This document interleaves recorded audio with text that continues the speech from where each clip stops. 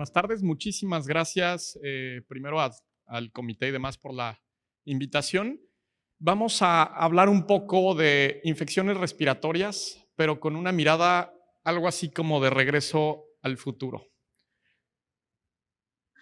Empezamos hace un par de años con una situación parecida a esto, ¿no? Al mundo nos invadió una pandemia, un nuevo virus. Nos hemos ido adaptando a esta situación. Y tan es así que pareciera en muchas circunstancias que la queremos dejar nuevamente ya en el pasado. Pero bueno, este es el ámbito en el que nos encontramos actualmente. Mirada al pasado, ¿no? Quiero que aquí nos enfoquemos un poco en los titulares que se veían en estos años, ¿no? Fíjense bien, creo que sí tengo aquí apuntador. Bueno, si no, en 1918, sábado 12 de octubre, este era uno de los titulares a los que nos enfrentábamos. Pasan ya de 1000 los casos de influenza española que se registran en la capital, ¿no? Esto es como algo similar a lo que estuvimos viviendo al principio de la pandemia, ¿no? A principios del 2020, por ahí de febrero, marzo del 2020.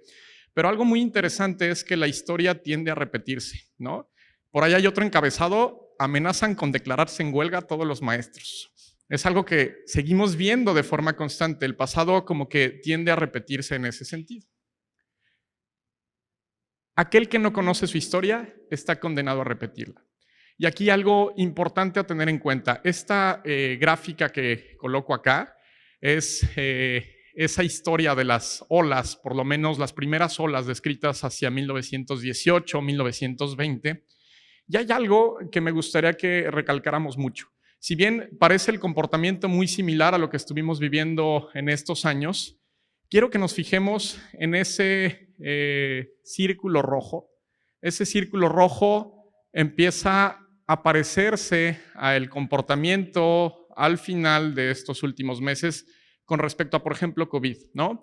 Pareciera que va disminuyendo esto, pudiera ser que ya no se le dé el peso que se le daba en un principio, nos estamos acostumbrando a vivir con este nuevo virus y seguramente eso les pasó también en aquella época a las personas o a los médicos que se enfrentaban a la influenza. Una mirada al pasado.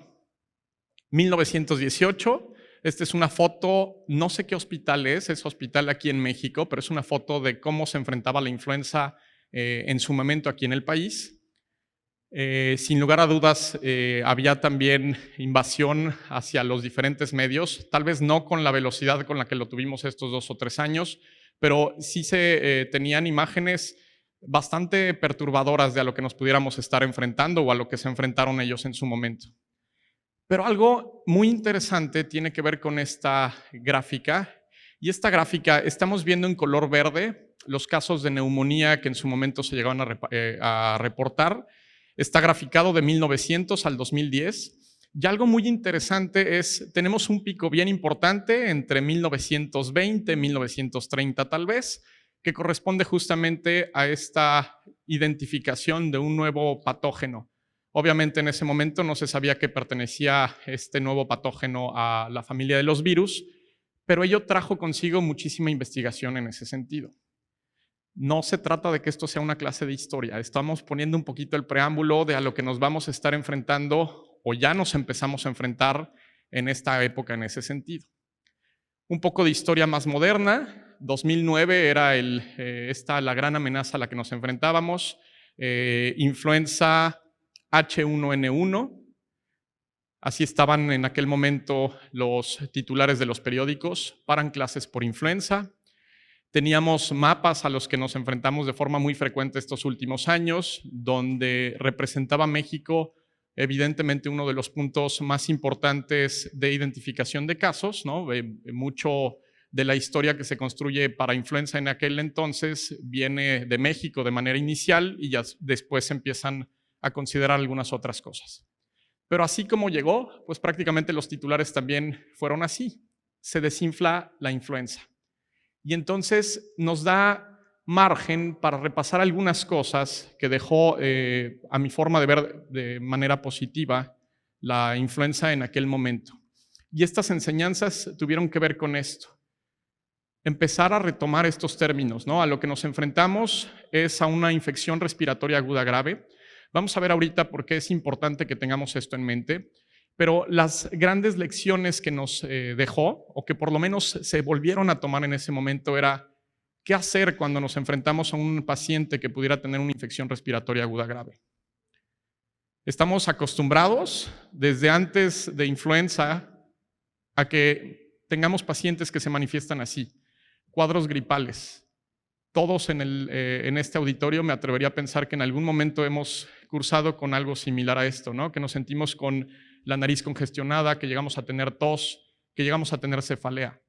Y probablemente muchos de nosotros antes de COVID o incluso antes de influenza, ni por aquí nos hubiera pasado que fuera una enfermedad que pusiera en riesgo nuestra vida o que pusiera en riesgo la vida de alguien cercano a nosotros.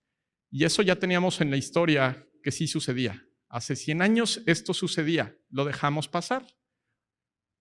Lo importante en la actualidad, como lo era incluso en 2009, identificar los casos rápido. De aquí empiezan a surgir algunas cuestiones. ¿Será que solamente con manifestaciones clínicas seamos capaces de apostarle a que nos estamos enfrentando a una enfermedad infecciosa de etiología viral? Aquí sí, es importantísimo que lo sospechemos. Uno de los problemas que por lo menos les puedo decir que enfrentamos nosotros al principio de esta pandemia en el hospital, cuando estábamos intentando capacitar a nuestra gente de primera línea, era esto, ¿no? No nos sentíamos con el riesgo de que nos pudiéramos estar enfrentando a un paciente con una enfermedad infecciosa.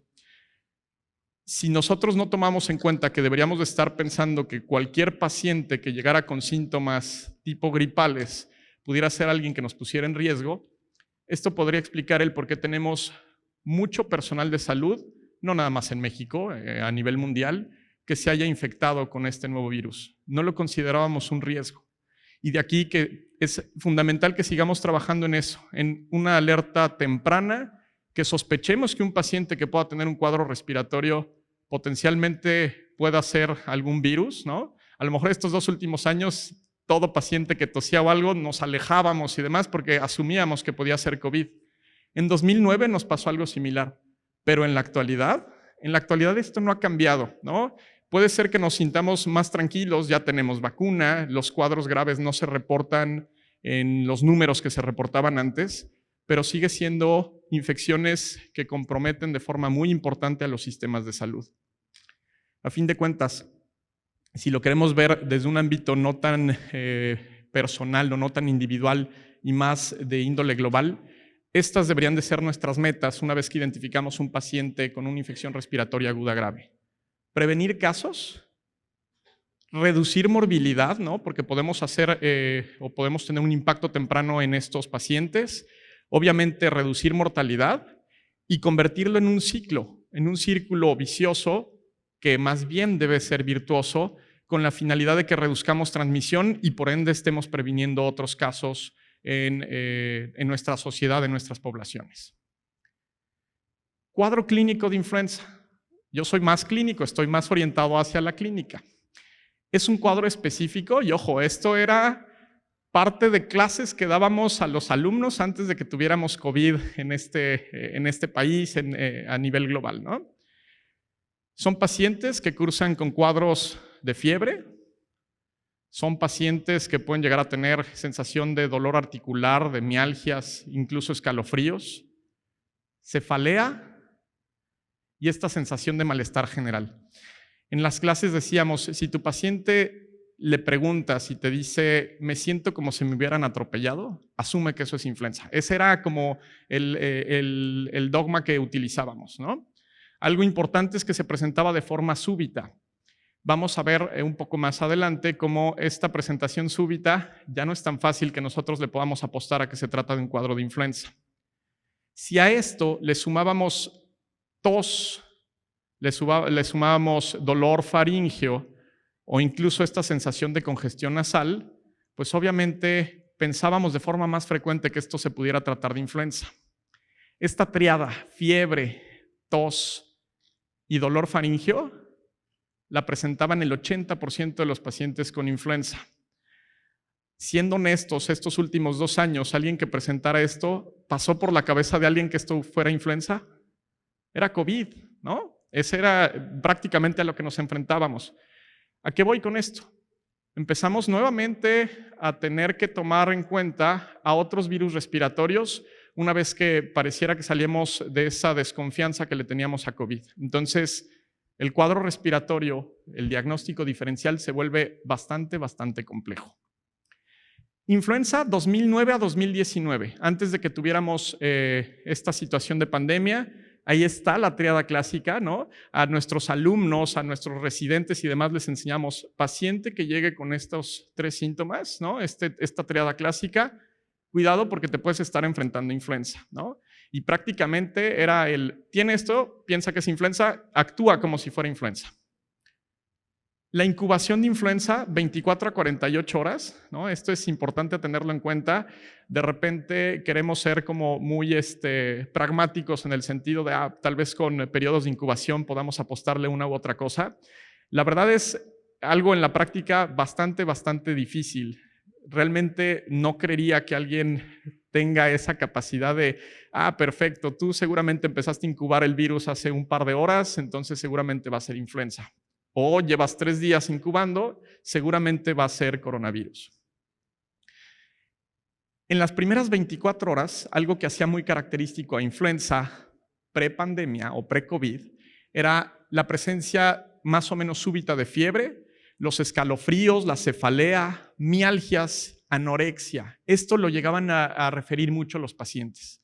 En las siguientes 48 horas se acompañaba de fotofobia, conjuntivitis, dolor ocular y lagrimeo, pero cuidado, en esas siguientes 72 horas, bajo ciertas condiciones, había pacientes que podían presentar cuadros fulminantes. ¿Cómo los identificábamos? Los pacientes tenían taquipnea, tenían una oxigenación disminuida, a la exploración física los encontramos con estertores, cianóticos incluso los llegábamos a ver, y esto era como algo inminente de que nuestro paciente fuera a cursar con una falla pulmonar. Se empezaron a estudiar algunas otras cosas y para eso nos sirvió influenza, esa práctica de influenza en 2009. Empezamos a entender que había algunos pacientes que cruzaban con cuadros de gravedad bajo ciertas condiciones específicas y esas condiciones específicas fueron las que muchas veces nos dieron la pauta de anticipar qué pacientes se pudieran poner muy mal ahora con coronavirus. Se identificaron algunas otras, como fueron los factores virales, y se empezó a dar mucho peso a buscar de forma todavía más objetiva a qué tipo de virus pertenecía, ¿no? No quedarnos nada más con esta parte de vigilancia, de si correspondía más a un H1N1 o si correspondía a un H3N2, sino empezó a ser importante el fijarnos e ir más allá y empezar a determinar si era influenza B, empezar a identificar H5N1s por lo que pudiera llegarse a venir, ¿no?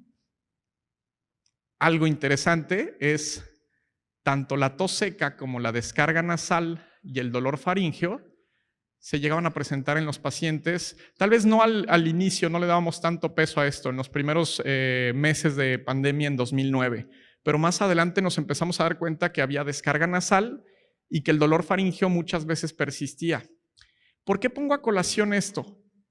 ¿A alguno de ustedes le ha dado COVID recientemente, en los últimos 4 o 5 meses?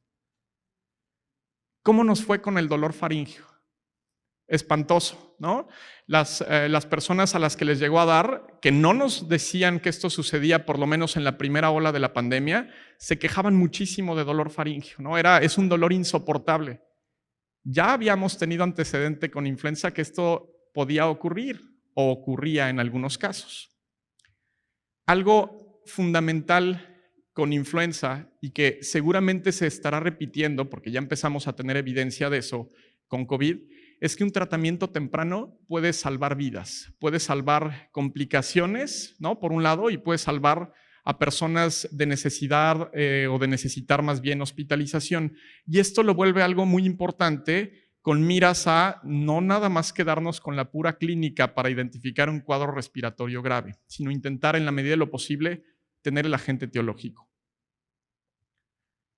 Otra de las grandes enseñanzas que dejó en su momento influenza fue, ¿tratamos?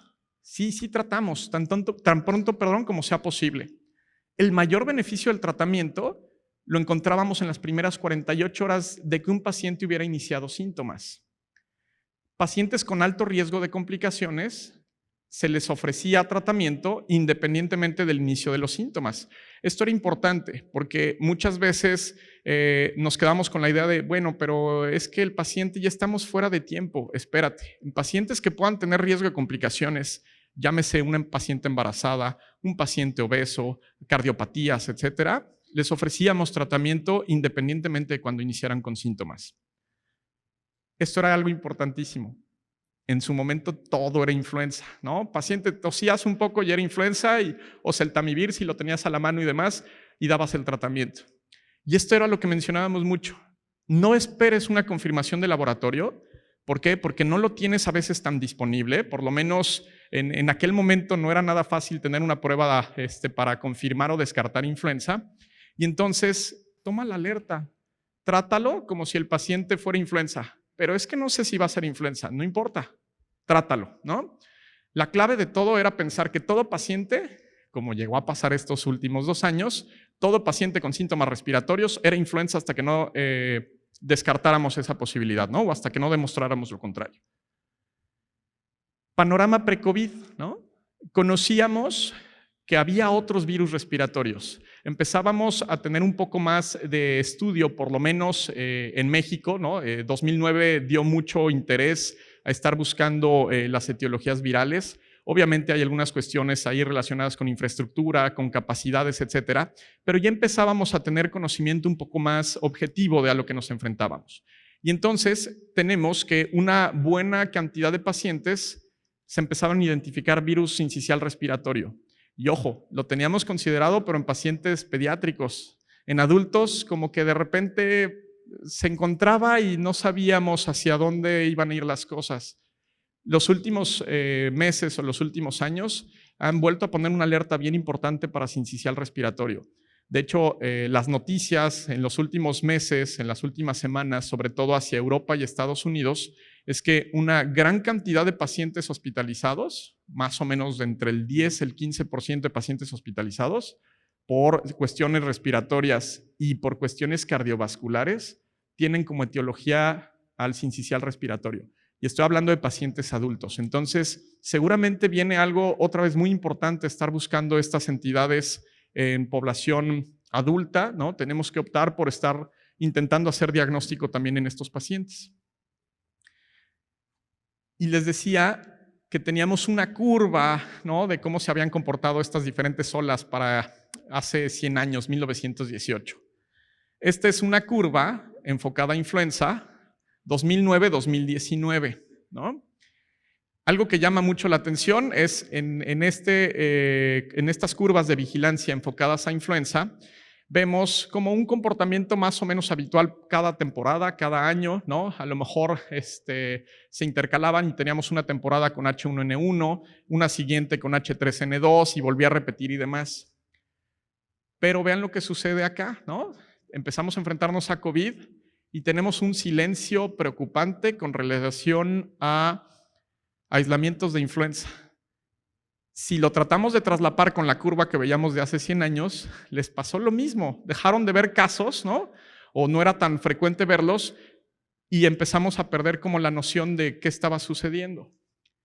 Este silencio es lo que en este momento, digo, en su momento, en la pandemia, cuando estábamos viendo que no había casos de influenza, preocupaba.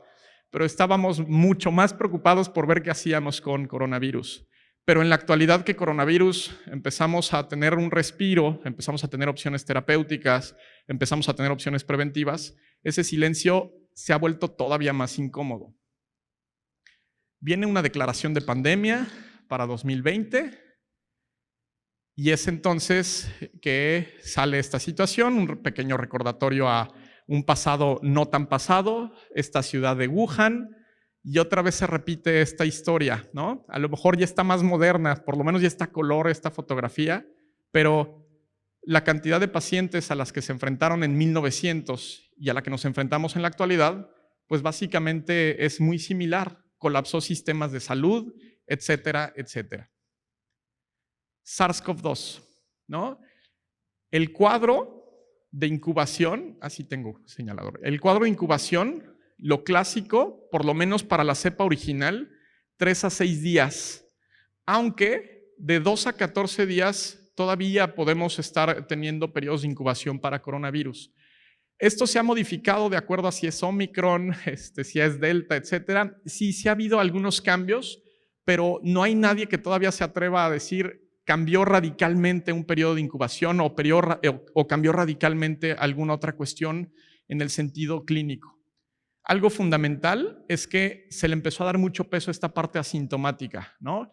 Tiene mucho que ver con la carga viral que logra coronavirus con respecto a la que logra influenza, ¿no? En la que podemos tener una carga viral mucho más importante de manera inicial y antes de síntomas que la que pudiera estar haciendo influenza, y esto dar este peligro que estuvimos viendo mucho, ¿no? Aunque no tenga síntomas, puede ser alguien con infección y estar en una etapa asintomática.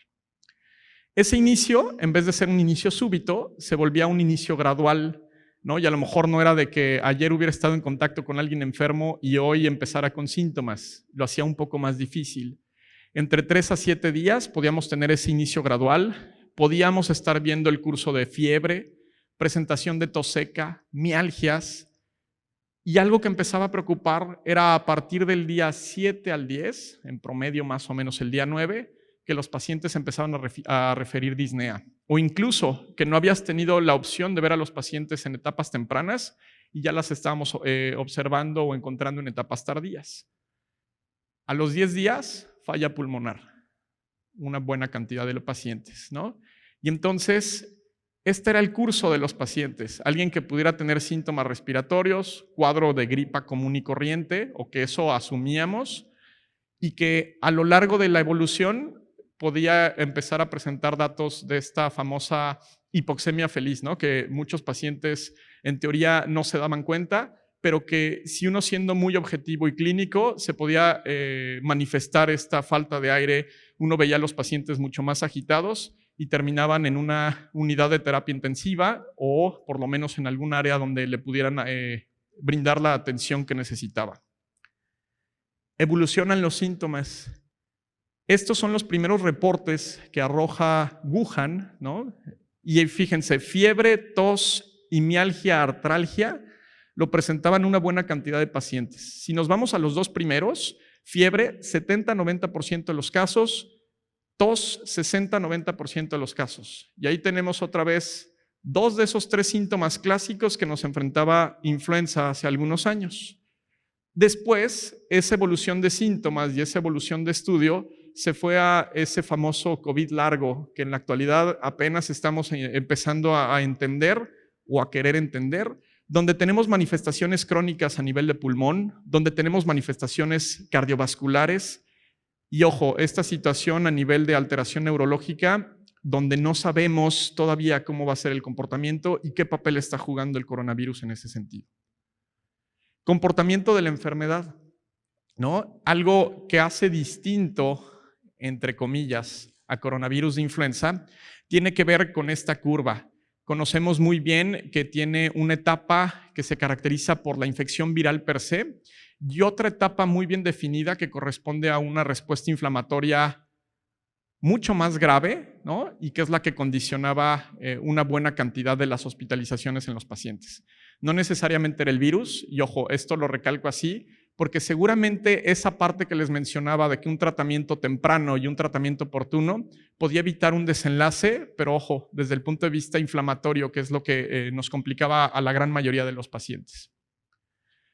Así están los estadios, ¿no? Una infección temprana hasta una fase de hiperinflamación. Todavía no conocemos del todo quiénes son los pacientes que tenían ese riesgo de irse hacia una situación de hiperinflamación. Sabíamos que hay grupos que progresaban mucho más fácil, ¿no? Y que prácticamente se comparten en cualquier enfermedad infecciosa, pacientes obesos, ¿no? Pacientes mayores de 60, 65 años, con inmunosupresión y demás, que era mucho más fácil verlos en etapas avanzadas y con síntomas atípicos, por así mencionarlos. Y es así que empezamos a encontrar que ese coronavirus daba alteraciones inmunológicas a nivel de los alvéolos. Pero esto tampoco es nuevo. Esto ya sabíamos que lo hacía influenza, ¿no? Evidentemente, el que bajaran la cantidad de casos de influenza, obviamente la investigación que se llegó a hacer, como se enfocó en los últimos 2 años a coronavirus, se fue perdiendo y se fue diluyendo con el tiempo. coronavirus seguramente nos va a pasar algo similar. La atención vuelve a regresar hacia otros sitios y es como una alerta de a lo que nos podamos estar enfrentando. Y es así como es un regreso al futuro, ¿no? Y este regreso al futuro, ¿por qué? Porque si bien ya pasamos 1918, 2009, 2020, 2022, 2023, ¿no? Y ese silencio epidemiológico que estábamos viendo todo 2020, que de repente 2021, tal vez al principio del 22, ya había países que se empezaban a preocupar, ya nos llegó también a México, ¿no? Esta es una diapositiva, una gráfica sacada del boletín semanal con respecto a vigilancia de influenza. Y vean, algo interesante es, están comparadas diferentes temporadas de influenza. La que más nos debe de estar preocupando es la roja. La línea roja es la que corresponde a influenza de esta temporada. Esto es actualizado hasta la semana 44, es hacia donde lo tendríamos más completo. Y si lo comparamos con las otras temporadas de influenza, no habíamos tenido ese comportamiento. Estamos viendo más números o más casos, más bien, de influenza de manera temprana en la temporada de lo que veíamos por lo menos en las últimas 5 temporadas. Y esto es otra vez un cuidado porque otra vez está empezando a encenderse las alertas por lo que pudiera representar influenza. Dentro de esas cuestiones que preocupan con relación a influenza es la vacunación. No ha sido como en temporadas anteriores a COVID, ¿no? Ha habido impacto importante en ese sentido, pero la otra cuestión es, no hemos tenido la información que normalmente cada temporada nos ofrecían para construir vacuna y demás, y entonces no sabemos, hasta cierto punto estamos a ciegas con relación a qué nos vamos a enfrentar con respecto a gravedad en influenza en estas siguientes temporadas. Tenemos datos indirectos de los que han sufrido esta situación de forma más o menos reciente. Argentina ya da datos de tuvimos temporadas agresivas.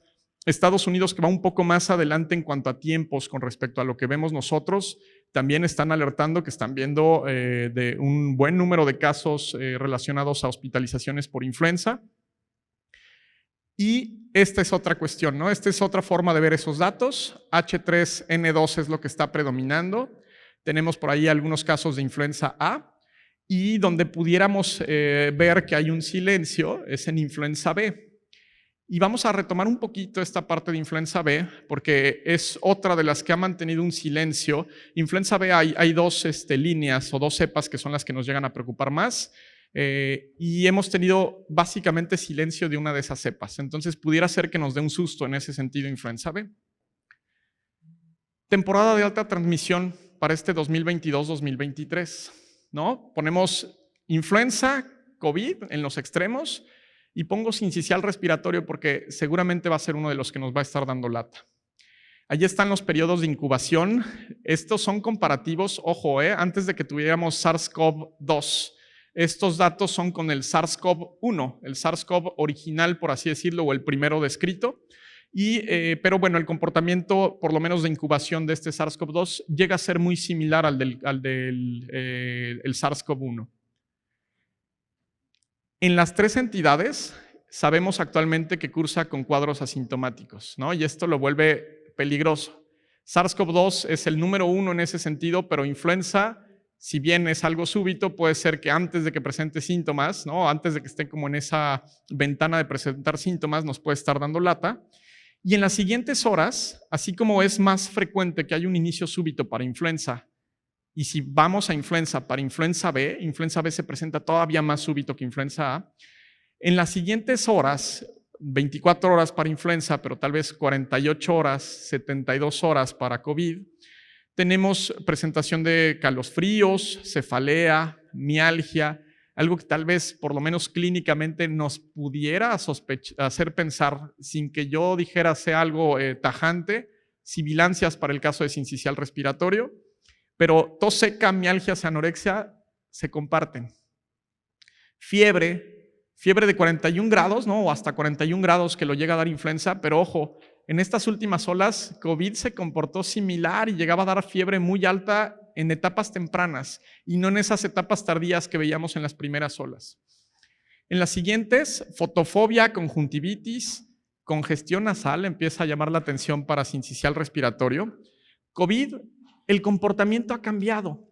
No lo tenemos todavía del todo publicado ni registrado, pero por lo menos ahí sí podemos considerar que por experiencia empezamos a ver como alteraciones o manifestaciones clínicas diferentes.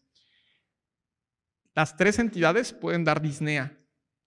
Las 3 entidades dan alerta, ¿no? Y esto es importante a tener en cuenta porque las 3 pueden condicionar un síndrome de insuficiencia respiratoria aguda.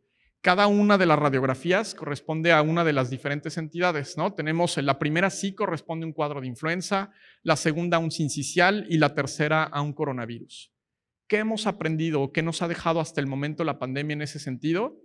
Antes de eso, las 3 en la actualidad pueden dar descarga nasal y dolor faríngeo. Por clínica prácticamente es imposible cuando estén circulando los 3 que estamos ya como en ese momento, o los 4 o los 5 si agregamos adenovirus, si agregamos metaneumovirus, etcétera, prácticamente es bien difícil de distinguir una de otra. Algo importante que nos ha dado COVID es utilizar el oxímetro y es parte vital de alguien que tiene su equipo de exploración básica. El oxímetro antes no lo usábamos y una ventaja que nos pudo haber dado la pandemia es ya lo hicimos parte de nuestro equipo diario y nos permite hacer anticipación e incluso dar tratamientos de forma temprana. Temporada de alta transmisión, y aquí es algo a lo que nos vamos a enfrentar y todavía estamos intentando construir como estos algoritmos. Tríada clásica, fiebre, cefalea, tos, así nos van a estar llegando. Ya nos empezaron a llegar estos pacientes a atención médica, ¿no? Aquí lo importante es, el médico va a estar en una primera instancia enfrentándose a, ¿el paciente va a requerir hospitalización o lo puedo mandar a su casa de primera instancia? Y es aquí que, bueno, pues muy fácil, tomemos hisopado. Aquí viene la parte compleja, ¿no? Las pruebas que tenemos, pruebas de acceso rápidas para COVID, ¿no? Las pruebas de antígeno, tienen buena sensibilidad en términos generales, pero no así las de influenza. Las de influenza no fueron tan buenas en su momento y no se ha hecho tanto desarrollo como se llegó a hacer con COVID de forma reciente. Pacientes que no se nos deben de ir la oportunidad de tomarles un hisopado, y aquí sí ya no podemos dejarlo atrás por lo que va a implicar respecto a una decisión terapéutica, pacientes embarazadas, pacientes arriba de los 60, 65 años, obviamente todas aquellas personas inmunocomprometidas, llámese pacientes con VIH, pero ojo, tenemos muchos pacientes bajo tratamientos de quimioterapia, bajo tratamientos para cuestiones reumatológicas, ¿no? Pacientes obesos, con cardiopatías, con neumopatías y obviamente los pacientes diabéticos. Estos son de muy alto riesgo para cualquiera de los 3 virus respiratorios. Obviamente, aquellos pacientes que puedan tener alguna de esta triada de forma muy vaga, pueden ser pacientes que ya estén dando datos de complicación, ¿no? Aquellos que tienen una oximetría abajo del 90, y aquí estoy siendo muy permisivo porque debería de ser abajo del 92%, una frecuencia respiratoria arriba de 20, o una frecuencia cardíaca arriba de 100. Cuidado, son pacientes que se puedan complicar y que si en ese momento no tenían algún dato como muy crítico y demás, son aquellos a los que les tenemos que ofrecer un seguimiento muy estrecho. Vienen las pruebas rápidas. ¿Qué tenemos disponible aquí sí en este momento? Pues prácticamente pruebas rápidas para COVID ya existen en todos lados. Aquí lo importante va a ser determinar cómo las vamos a interpretar cuando están negativas, ¿no? O incluso estando positivas. Si está positiva y tenemos menos de 72 horas de inicio, en la actualidad podemos optar por darles tratamiento para COVID. Pero ¿qué pasa cuando está negativa? Puede ser esto influenza. No me voy a meter en sincicial porque no tenemos tratamientos para sinciciales disponibles en adultos y en niños apenas están como empezando a ser de utilidad de forma global.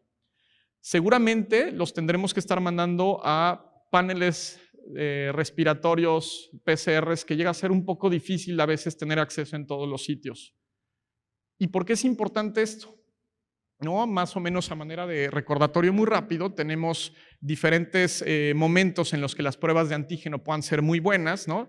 Prueba, sobre todo en los primeros días de síntomas, pruebas cuando esto está fuera de, es cuando la PCR nos puede dar una utilidad mucho más franca. Pero aquí el problema va a ser con relación a en qué momento vamos a poder dar tratamiento.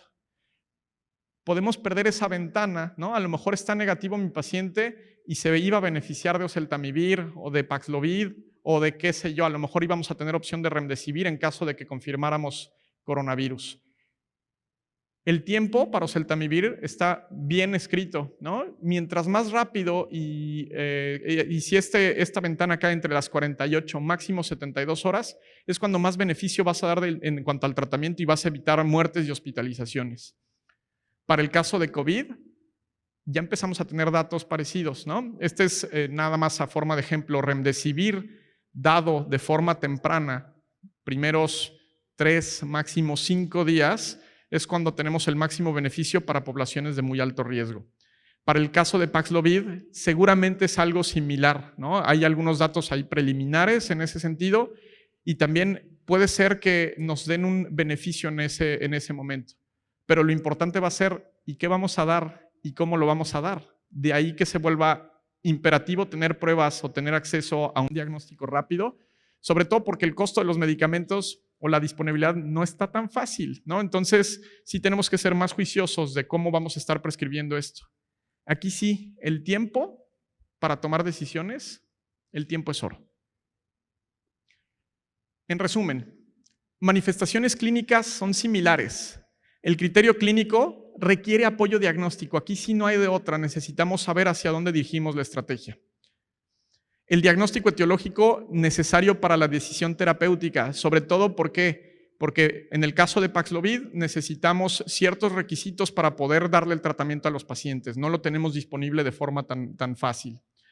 Necesitamos información rápida, iniciar el tratamiento farmacológico de forma muy oportuna y, ojo, para tomar decisiones que tengan un impacto sobre morbimortalidad.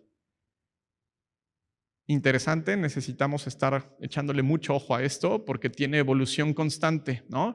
Y probablemente el día de mañana, si tenemos una super prueba rápida que nos permita distinguir entre una y otra, pues tendríamos que estar optando por algo parecido. Muchísimas gracias a todos.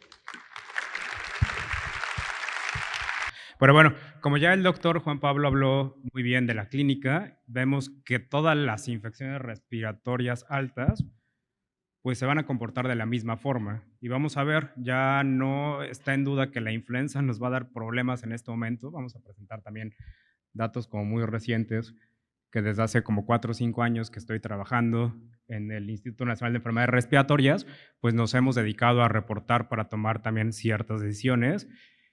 Y en cuanto tengamos las gráficas bonitas y chulas que les preparé, siempre pasa, ¿no? Y seguramente ahorita que empieza atrás y adelante, me equivoqué. Pero bueno, mientras cantamos o bailamos.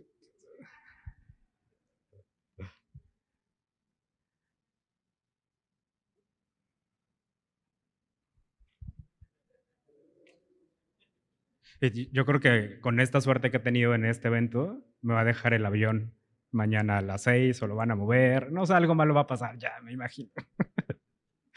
Que ha sido caótico el estar aquí con ustedes, pero aquí estamos.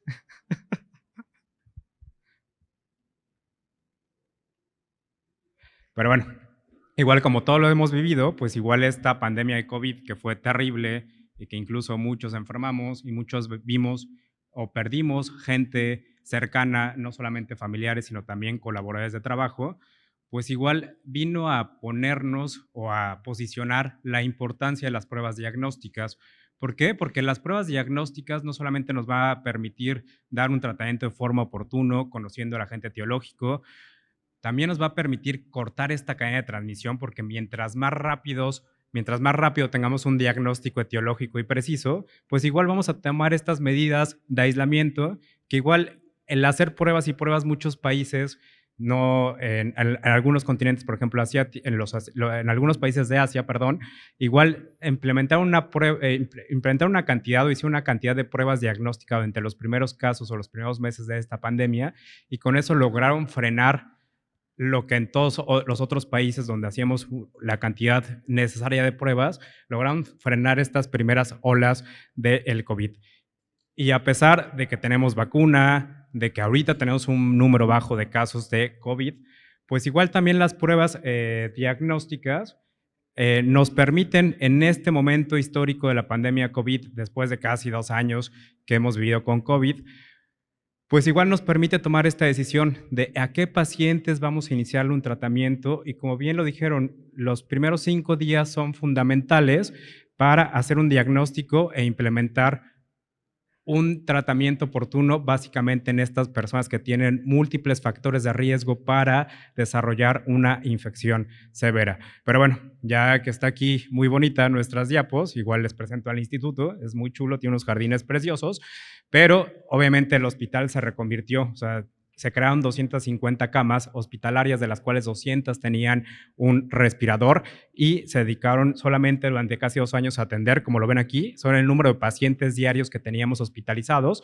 y prácticamente las tasas de ventilación mecánica eran de 80% durante los primeros 2 años. Ahorita ya afortunadamente tuvimos un respiro importante, y vean cómo en la última, que fue esta famosa Omicron, a principios de este año, pues ya no fue tan importante el número de personas que ingresaban a un hospital, pero sí el número de personas que tenían una infección.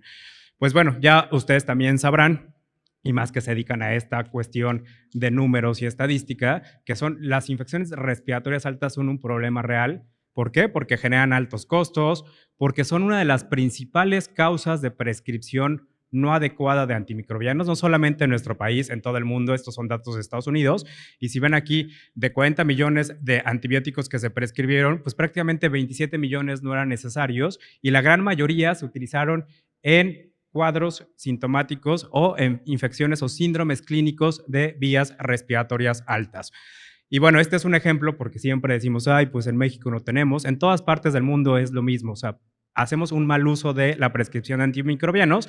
Y si ven en esta cohorte, en este estudio retrospectivo donde analizaron casi 500 o medio millón de episodios de infecciones de vías respiratorias altas, vean cómo un alto porcentaje de los médicos prescribían un antimicrobiano para un resfriado común, para una bronquitis aguda, para una sinusitis aguda y para una laringitis, que quizá no era necesario para ellos dar un antimicrobiano.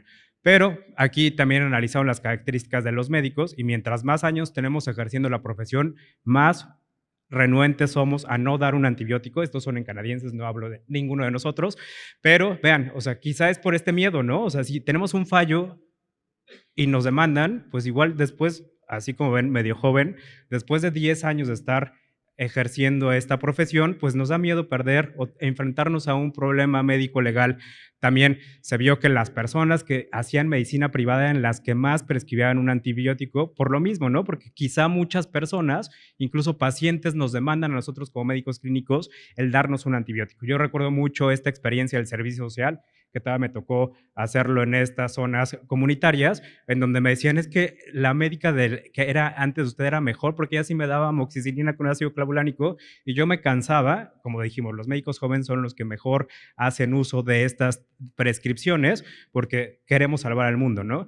Pero nos demandaban los mismos pacientes o las personas, decían, es que tú eres un mal médico porque no me das el antibiótico para mi hijo. Le digo, es que no es necesario. Entonces había como una lucha ahí. Al final llegamos o mediábamos y demostrábamos que teníamos como cierta razón. Pero en esas circunstancias no tenemos una prueba diagnóstica en ese momento para aplicarle y decirle, vea, o para hacer evidente lo que estamos transmitiendo, la información que queremos dejar a los pacientes. Esto es lo que les habíamos comentado, como las pruebas diagnósticas durante los primeros meses de esta pandemia o de este episodio negro de la humanidad, pues igual demostraron que eran cruciales, y ya habíamos comentado algunos de los papeles: disminuir la transmisión, mantener a las personas aisladas, dar tratamientos específicos. Entonces, las pruebas diagnósticas en este momento han venido a tener la posición que siempre deben tener y ser prioritarias para como un complemento para hacer una medicina más precisa o con mayor precisión o como un poquito más detallada.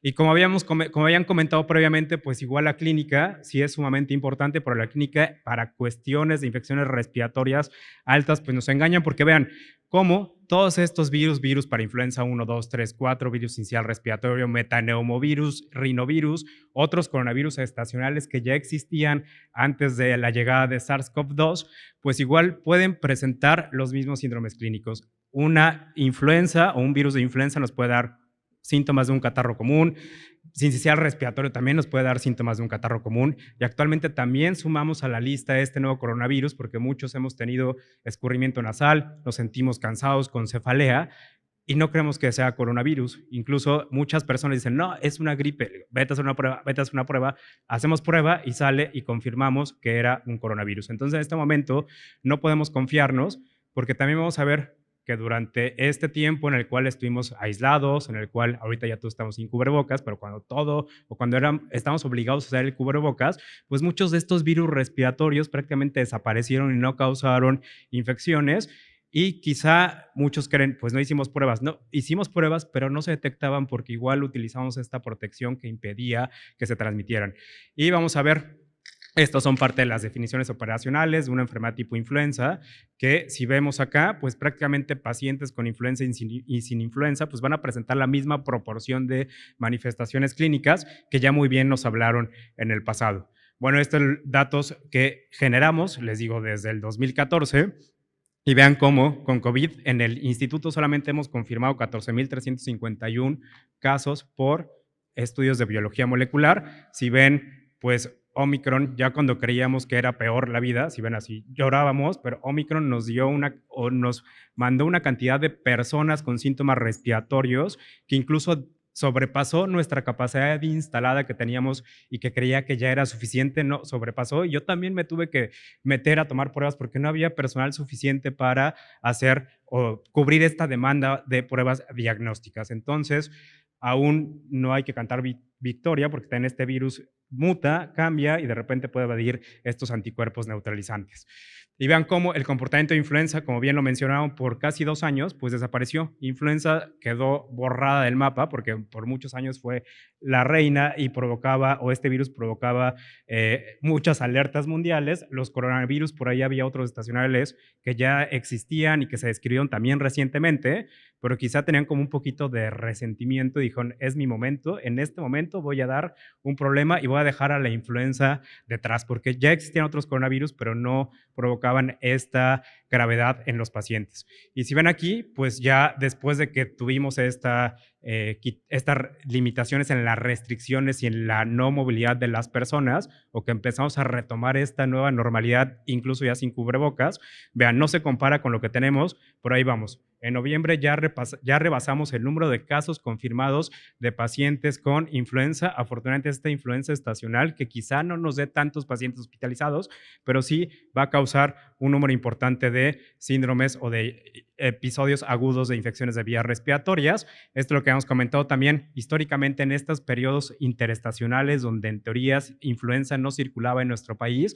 También tuvimos un comportamiento atípico y hubo un número importante de casos confirmados por esta influenza. Y si ven aquí, también lo desglosamos y muchos de estos pacientes que tienen una prueba de influenza positiva vienen o acuden al servicio de urgencias. Entonces ya también tenemos no solamente niños hospitalizados en el instituto con neumonías graves por influencias o con infecciones por más de 3 virus respiratorios, también hay ya personas que, principalmente adultos mayores, que están ingresando por un cuadro severo o por alguna exacerbación grave de alguna enfermedad pulmonar. De otros virus respiratorios también tenemos paneles, que antes eran unos paneles que tardábamos 48 horas en dar un resultado, ahorita es una maravilla, y estos avances e innovaciones en cuanto a herramientas diagnósticas son costosas, pero también vemos el beneficio que nos permiten detectar a los pacientes de forma oportuna en un tiempo, o sea, que es como irreal de 2 horas, podemos detectar prácticamente todos estos virus. Y si ven aquí también virus respiratorios, nosotros en el INER nunca dejamos de buscarlos. Todo paciente que ingresaba con un cuadro de insuficiencia respiratoria aguda, se le hacía o se le sigue haciendo un panel respiratorio completo. Y vean cómo, sí, por 2 años, pues COVID vino a borrar del mapa o a quitar la circulación de otros virus respiratorios, pero quizá haya sido por estas medidas que seguíamos utilizando de forma más continua y cotidiana, y al bajar un poquito estos esfuerzos de no movernos de nuestras casas, de trabajar desde casa. Bueno, a mí nunca me pasó, pero a muchas personas trabajaban desde casa, ¿no? O sea, también con la influenza 2009, en esa época era residente y me tocaba atender pacientes, era R2 de medicina interna, toda mi familia se quedó en casa, yo seguía saliendo, fueron 2 semanas de encierro, pero yo seguía yéndome al metrito para ir al hospital, pero el resto de mi familia se quedaba en casa. Pero bueno, vean cómo actualmente la cantidad de virus respiratorios, si ven lo que ven este gráfico o esta barra gigante, pues es el mes previo que fue octubre, ¿no? Y noviembre prácticamente ya estamos a la mitad de esta barra de la cantidad de virus respiratorios. Obviamente aquí, si ven en naranja, pues rinovirus es el principal que circula todo el año, pero por ahí vemos otro comportamiento atípico de unos virus que generalmente no sobresalían, como metaneumovirus, virus incisional respiratorio que cada 2 años nos daba un problema serio. Ahorita, en este momento, tenemos un problema o un incremento de infecciones respiratorias, no solamente leves, sino también que pueden causar, como bien lo vio en las radiografías al final, una neumonía por estos virus. Y vean, aquí ya desglosando virus incisional respiratorio, también nunca habíamos tenido una cantidad confirmada de virus respiratorios como en el mes pasado. Aquí lo dividimos por mes, por año, pero vean, prácticamente van a decir 50 virus confirmados de incisional respiratorio en un mes, pues es mucho comparado con el histórico que teníamos en el instituto. Y vean, lo importante es esto, que generalmente, o que virus incisional respiratorio te está causando un número de cuadros o complicaciones que llevan a los niños a un internamiento, ya sea por neumonías o por estos cuadros de laringotraqueitis. Pero también, o sea, vean, otra población afectada mayores de 60 años donde SARS-CoV-2, influenza, puede dar casos graves y puede provocar un número importante de muertes. Y otra vez lo mismo, o sea, sincicial respiratorio, vean cómo muchos de los pacientes que llegan al servicio de urgencias del instituto, pues son los que llegan con síntomas respiratorios que se les aplica esta prueba pensando en COVID y de repente nos tropezamos con estos otros virus respiratorios. Metaneumovirus, que como ven, o sea, históricamente nunca habíamos tenido tanta cantidad de metaneumovirus. Actualmente tenemos un número importante de infecciones respiratorias causadas por este otro virus respiratorio. Y vamos a lo mismo, ¿quiénes están más afectados? Los niños. Los menores de 5 años son los que ingresan a hospitalización por un cuadro severo de estas infecciones. Y los adultos mayores, o sea, mayores de 60 años, en los cuales sí estamos vacunando contra influenza, pero contra estos otros virus no tenemos ninguna forma de protección. Entonces es importante pues que igual hagamos conciencia y que usemos nuestro cubreboquitas, pero cuando lo usamos y vamos a un lugar donde ya nadie lo usa, te ven como raro, ¿no? Y hasta tú te sientes raro porque ya no es normal tener cubrebocas. Y bueno, ¿qué tenemos para hacer pruebas o qué tenemos para hacer o confirmar la etiología de estas infecciones respiratorias altas? Pues tenemos los famosos cultivos, que vamos a ver desventajas. O sea, sí es el estándar de oro todo para las enfermedades infecciosas los cultivos, pero para estos agentes etiológicos o virus, pues vamos a ver que tenemos un resultado en 7, 10 días. O sea, realmente eso no nos permite o no es una prueba útil para dar una respuesta de forma oportuna. Tenemos estas pruebas moleculares que vamos a ver si nos da tiempo y no nos bajan del escenario, algunos videitos de cuáles son los pasos, que sí son como un poquito aburridos, pero nada más así para que vean lo complejo que es hacer un estudio, un PCR, que también requiere una infraestructura y equipos que en ocasiones pues no podemos contar con ellos. Estos fabricantes de pruebas pues también se han puesto muy coquetos y modernos y nos han facilitado equipos que podemos tener incluso en el consultorio médico y que nos permiten hacer un diagnóstico ya no por detección de antígenos o de estas proteínas de los virus, sino un diagnóstico molecular por diferentes técnicas. Hay unos que son PCRs isotérmicos que en 20 minutos nos dan un resultado positivo o negativo. La desventaja es, obviamente, si tenemos 10,000 pacientes como en un hospital, pues no nos van a dar esta capacidad para dar o solventar o tener un diagnóstico en el periodo que queramos.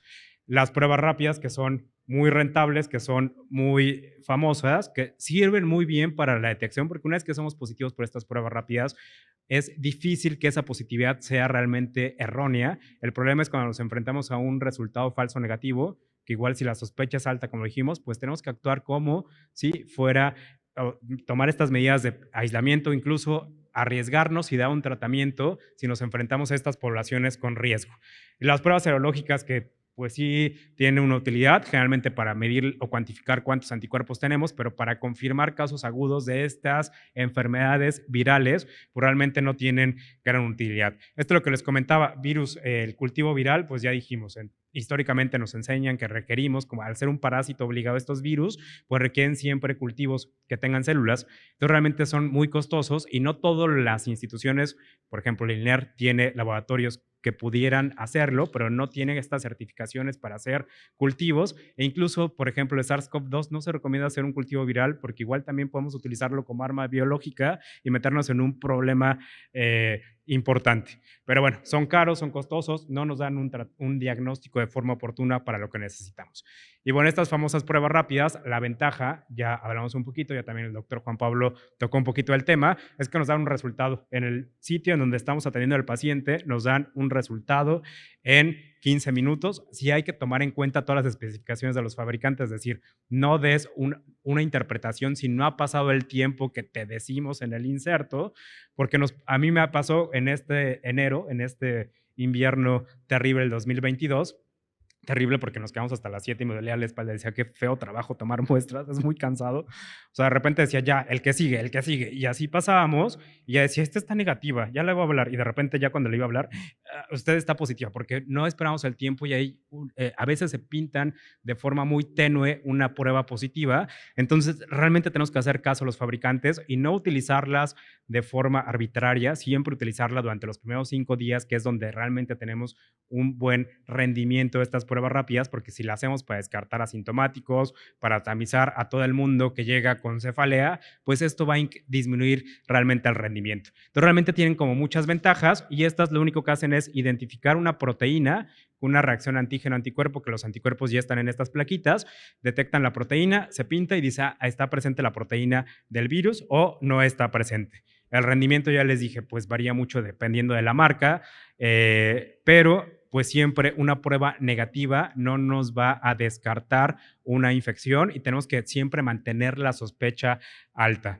Entonces, esta fue una de las primeras pruebas que nos llegó como en mayo del 2020, ya parece mucho tiempo, sí es mucho tiempo, de los primeros ensayos que llegaron.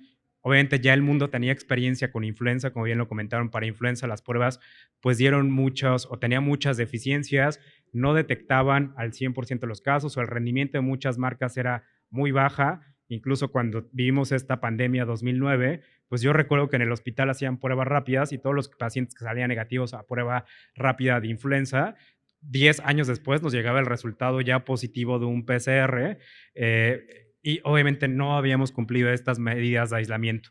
Entonces, pues obviamente esto ha ido mejorando y ha dado mejores resultados, pero obviamente pues igual con estos resultados de este primer kit que nos llegó y que empezamos a hacer este estudio para ver si podíamos utilizar las pruebas rápidas y suplir en algún momento los estudios de biología molecular, porque son obviamente más costosos y requieren mayor personal y personal capacitado para realizarlos, pues vimos que el rendimiento no era como lo había especificado el fabricante, pero aún así sirven. Si detectamos el 50% positivos, pues mínimo estos 50% de pacientes, pues igual podemos aislarlos y podemos darle un diagnóstico y así ahorrarnos un PCR. Entonces podemos usar estas pruebas rápidas como una medida para ahorrar estudios moleculares y la prueba rápida y el paciente tiene síntomas y sospechamos que es, hacemos prueba rápida, sale negativa, pum, pues igual le tomamos en ese mismo momento una muestra para hacer un PCR y realmente ya tratar de confirmar o descartar. Entonces, realmente estas pruebas rápidas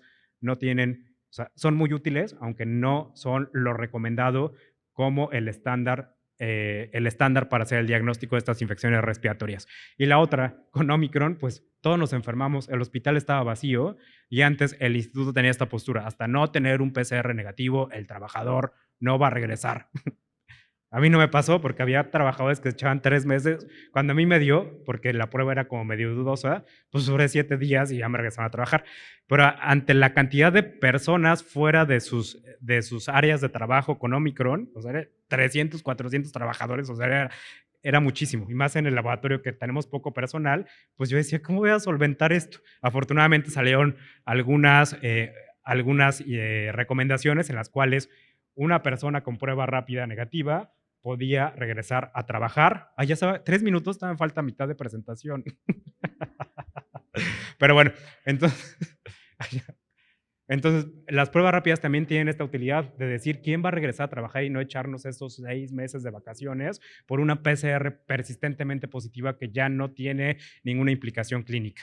Pero bueno, después, al tener estas deficiencias, algunas empresas empezaron a digitalizar estas pruebas rápidas para tratar de disminuir estos errores de interpretación como el que les había comentado, decir, bueno, se pintó medio tenue, la doy positiva o la doy negativa, pues igual hay ya equipos o pruebas que igual se ha digitalizado, hacemos la prueba como cualquier otra prueba rápida, damos la muestra, la metemos al buffer, damos 5 giritos o 10 giritos, ya no me acuerdo, ponemos 2 o 5 gotas del reactivo en la plaquilla y lo metemos al equipo y el equipo nos evita estos errores, o sea, nos dice es positivo o es negativo y ya es culpa del equipo si da una interpretación. En teoría con esto iba a aumentar o querían incrementar la sensibilidad al quitar este error humano de interpretación, pero vean, también hicimos este estudio para influenza A y B y pues la sensibilidad del 50% para la detección de influenza A y B con esta digitalización de pruebas, pero la desventaja que tenemos en el instituto es que muchos de los pacientes ya llegan con más de 5 días de haber iniciado los síntomas o con estas manifestaciones graves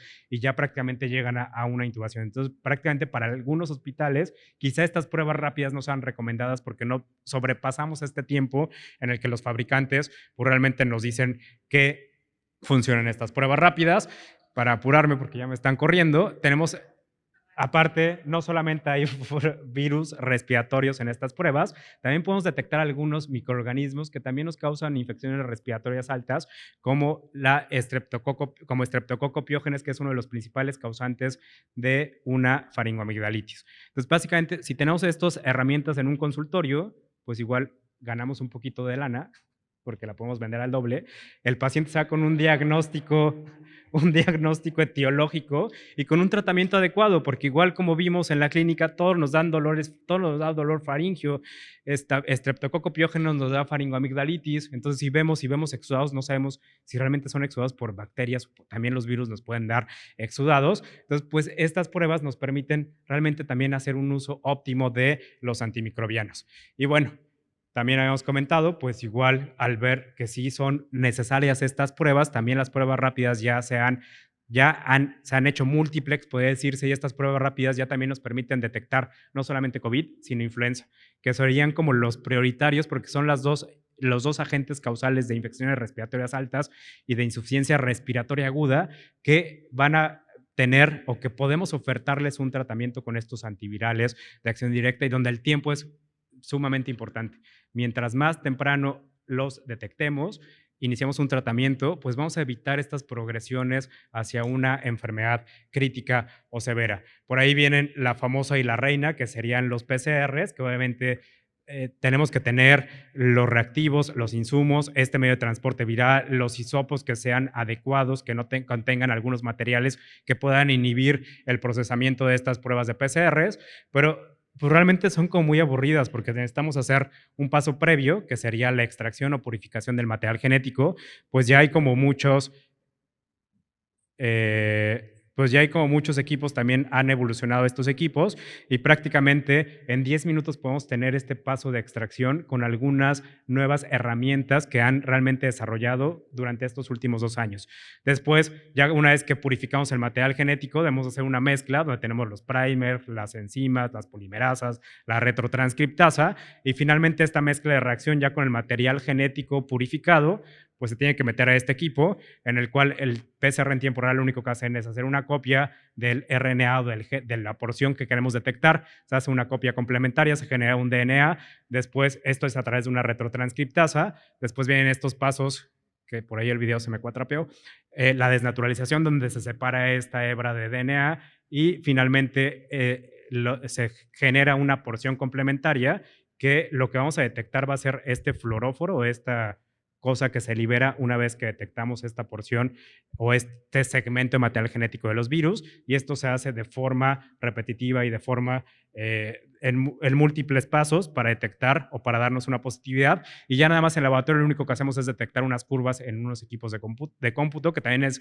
un arte interpretar, porque a veces puede haber como algunas interferencias que nos elevan una curva, pero que no es una curva real. Bueno, estas son experiencias del INER como para dar pie, porque no tenemos la infraestructura y sabíamos que era que nos iban a llover una cantidad importante de pruebas, pues utilizamos algunas otras plataformas para tratar de automatizar, y con esto tuvimos buenos resultados durante los primeros meses, pero era más caro, y vean cómo permitía dar un resultado de 6 horas con este protocolo de Berlín del INDRE hasta en 3 horas. Entonces, esto fue como las medidas que utilizamos para tratar de dar una respuesta importante. Ya habíamos comentado otras pruebas diagnósticas como estos PCRs isotérmicos que dan un resultado en 13 minutos o 20, si no mal recuerdo, negativo o positivo. Obviamente estos sistemas múltiplex de detección, como es, me voy a brincar esto porque creo que vamos como un poquito atrasados, como es esta marca, que no me dejan decir marcas, pero hay una marca que es muy chula, que incluso vende o da como regalo unos monitos, unos virus, pero vean, lo importante es esto, cómo con una prueba diagnóstica en prácticamente 1 hora podemos detectar todos los virus causantes o los principales causantes de infecciones respiratorias altas, y realmente el rendimiento es muy bueno, y finalmente este fabricante también agregó a esta lista o a estos paneles pues la detección de SARS-CoV-2. Obviamente el costo de la prueba es de 3,000 pesos y medio privado nos la venden en 17,000 pesos. Entonces realmente no podemos ofertarle en algunas ocasiones a toda la población uno de estos paneles, porque también la infraestructura y los equipos son extremadamente costosos. Si quieren tener estas pruebas en sus consultorios, pues les va a costar como 3 millones el equipo, más los 3,000 pesos por prueba, entonces ya no es negocio tampoco para nosotros.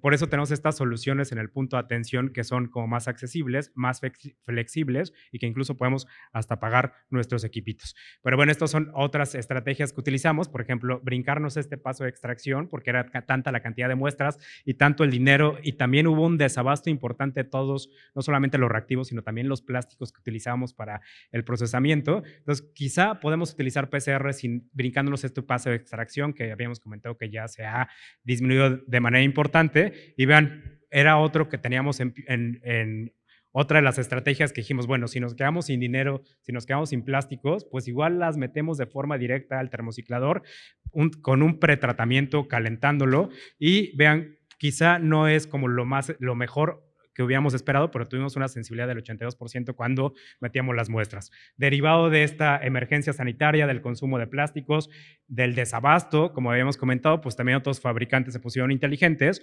y crearon kits en los cuales se hace un PCR, pero ya no requerimos este proceso de extracción que suma un costo adicional al procesamiento de las muestras. Y vean, con un buffer o sea, poníamos unas gotitas de un buffer por 2 minutos y después podíamos meter el termociclador, y también, vean, no es la concordancia al 100%, que era lo mejor, que hubiera sido lo mejor, pero pues obtuvimos ahí una sensibilidad del 86%, incluso pues ya esto también, esta experiencia que tuvimos con este kit también está como publicado. Pero bueno, esto es lo que habíamos vivido.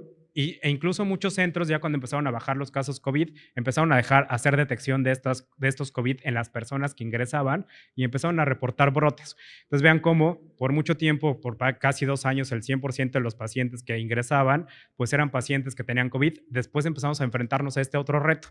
Bueno, ¿ahora qué vamos a hacer con los pacientes que no traen síntomas respiratorios de una infección aguda, pero que requieren ingresar a un hospital y a una zona no segura, o a una zona segura libre de COVID?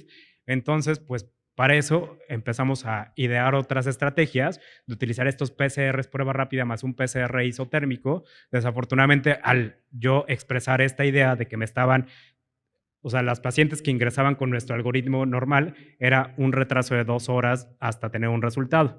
Entonces, a las personas que ingresaban a los pacientes se les hacía mucho tiempo. Entonces, ya pensando en esto, planteé esta idea a la dirección, pero cuando vieron el costo me mandaron al karaoke y dijeron, 2 horas está perfecto, o sea, que no pidan más. Pero es otra estrategia, o sea, podemos hacer 2 pruebas, una prueba rápida antigénica y un PCR isotérmico que está en 20 minutos, y los 2 están negativos, pues ya podemos ingresar de una forma más segura a los pacientes a una área COVID o a un área no COVID. Y vean, ¿Por qué les presenté todas estas estrategias? Porque vean, prácticamente en un mes llegamos a hacer hasta 15,000 PCR solamente para SARS-CoV-2, más la suma de otros estudios moleculares y paneles completos. Entonces, actualmente, pues, en estos 2 años, modestamente, el laboratorio que es, bueno, muchos lo conocen, ¿no? Que es como, está medio sucio, pero nos gusta muchísimo el laboratorio. Pues prácticamente hemos alcanzado la cifra, hemos rebasado una cifra de 200,000 estudios moleculares que se han realizado en nuestro Cuchi precioso. Y vean, la gran mayoría es para SARS-CoV-2 y a pesar de que ya no hay tantos casos, seguimos haciendo la misma cantidad prácticamente de todas las pruebas porque tenemos que seguir ingresando pacientes que no tienen COVID y tenemos que evitar que estas personas obviamente si ingresan es porque ya tienen un daño pulmonar.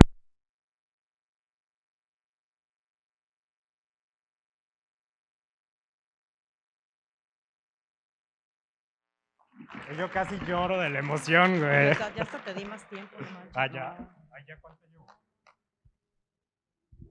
Ya me pasé. Bueno, ya. Pero bueno, ¿a qué vamos? O sea, tanto gasto, tuvimos este éxito. O sea, realmente en el INER, que eran las 200 camas destinadas a pacientes con COVID y que todos eran COVID en algún momento, vean, ningún trabajador activo que estaba en la primera línea de batalla, pues realmente murió por COVID, a diferencia de otros centros, donde sí muchas personas que se dedicaban a la atención de pacientes con COVID, pues fallecieron y aquí realmente los detectamos de forma oportuna y todo paciente o todo trabajador que se tropezaba en nuestro puestito de pruebas rápidas y PCRs, se les ofertaba y se les hacía las 2 pruebas y se detectaban de forma oportuna. Y vean, esto es el ejemplo o a qué vamos con esta combinación de múltiples plataformas, a que ahora los pacientes en el INER se detectan desde urgencias. Si ven aquí, pues antes los virus respiratorios llegaban a un pabellón, entonces un paciente con parainfluenza podía convivir con un paciente sin parainfluenza, un paciente con CA podía estar al lado de un paciente con influenza, porque teníamos un retraso en el diagnóstico y actualmente vean,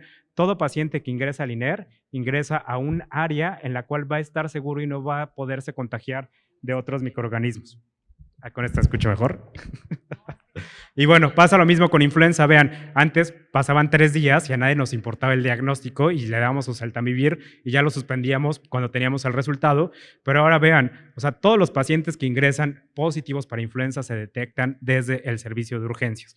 Y bueno, ya este es un ejemplo de cómo este hombre, si hubiera tenido una prueba oportunamente antes de los 15 días que cursó con este síndrome, estos síntomas inespecíficos, como obviamente si hubiera tenido el médico una prueba para influenza, hubiera podido iniciar tratamiento y quizá hubiera podido prevenir una forma grave de influenza. Este es otro caso de una mujer joven que tenía síntomas inespecíficos, que me buscó en la consulta privada y dije, bueno, pues hazte una prueba porque tal vez tienes COVID. Y lo que nos salió en este caso fue otro virus respiratorio, creo que fue un parainfluenza, y realmente esto evitó que esta mujer recibiera un tratamiento que no iba a requerir porque yo ya le iba a dar ciprofloxacino, porque tenía malestar general y fiebre, y dije, seguramente tienes, ¿cómo se llama esta cosa que todos culpamos? Salmonela, tienes salmonela, ya te va a dar. Pero llegó el resultado afortunadamente el 10 de mayo, pude ir a ver a su mamá y festejar, porque solamente tenía un virus respiratorio que le dio síntomas sumamente inespecíficos y que realmente mejoró solamente con paracetamol.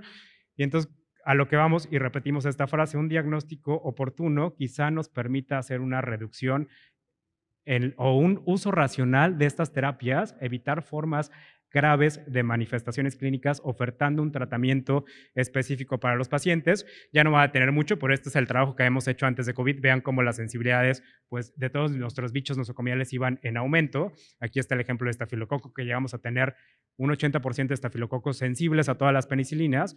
Por eso, afortunadamente, vean, con COVID, las tasas de infecciones nosocomiales, principalmente neumonías, que llegó a casi al 40%, o sea, fue terrible la cantidad de infecciones. Y vean cómo para pseudomonas, pues teníamos 77% de sensibilidad para ceftazidima y después con COVID, si ven aquí, pues todo se vino al carajo porque redujo la sensibilidad de nuestras bacterias, o sea, por la cantidad de antibióticos que utilizamos a pesar de tener todas las herramientas diagnósticas, nos daba miedo o no creíamos que una infección viral pudiera ser el causante del choque persistente en esos pacientes y sumábamos antibióticos. Y bueno, esto también es para preocuparnos, les digo, por eso es importante el hacer el diagnóstico etiológico en este momento, porque si vemos estreptococo neumónico nos puede causar una neumonía a todos los que estamos por acá, vean, la sensibilidad a ceftriaxona, pues prácticamente antes de COVID-17 estábamos 90%, ha ido disminuyendo progresivamente. Actualmente solamente tenemos una sensibilidad de los estreptococos causantes de neumonía que es del 81% a ceftriaxona. Pero vean, a los macrólidos, ¿se acuerdan que todos utilizamos macrólidos y que seguimos utilizando para el manejo de COVID? Vean cómo la sensibilidad a este fármaco ha caído hasta un 25%. Estos solamente son datos muy locales, pero que son datos que realmente son alarmantes. Y ya para terminar y dejarlos de aburrir, pues vean, este es el siguiente problema al que ya nos estamos enfrentando, que son las resistencias bacterianas, y quizá ya 2017 decían que 700,000 personas morían por bacterias resistentes, para el 2019 prácticamente se incrementó a 2 millones de personas, pero vean, cuando yo tenga EPOC y tenga unas pseudomonas colonizándome los pulmones epocosos, pues me voy a morir quizá en el 2050, espero no tan viejo, en el 2050 va a haber 10 millones de muertes asociadas a bacterias resistentes, que también un mal uso de antimicrobianos por esta cuestión de infecciones respiratorias altas en las cuales no podemos tener un diagnóstico etiológico preciso, pues igual estamos utilizando. Entonces, esto es parte de la conclusión, y entonces con estas herramientas podemos combatir, sí, las infecciones, dar tratamientos, pero también podemos combatir este otro problema que en ¿cuántos años? ¿20 años o menos? Nos va a dar un número importante de muertes y que ya nos está provocando problemas. Gracias.